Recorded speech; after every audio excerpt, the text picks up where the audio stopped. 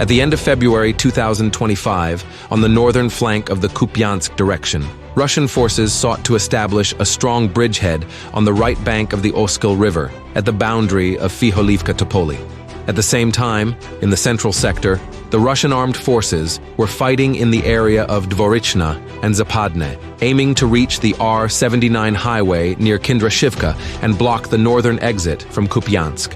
In early March, the enemy launched a counterattack on the Russian positions and managed to recapture 𝐔𝐤𝐫𝐴. Russian units were forced to withdraw to the forest belts south of the village. At the same time, to the east, the Russian armed forces forced the Oskil River near Kamyanka and later in the vicinity of Krasne Pershe, liberating the village by March 31, 2025. At the same time, fighting broke out for Dvorichna, where the AFU managed to launch a counterattack and occupy the southwestern part of the village. Nevertheless, the AFU did not manage to hold on to the taken positions. By March 25th, the Russian armed forces had already knocked the AFU out from Dvorichna, destroying the remnants of their units in the private sector.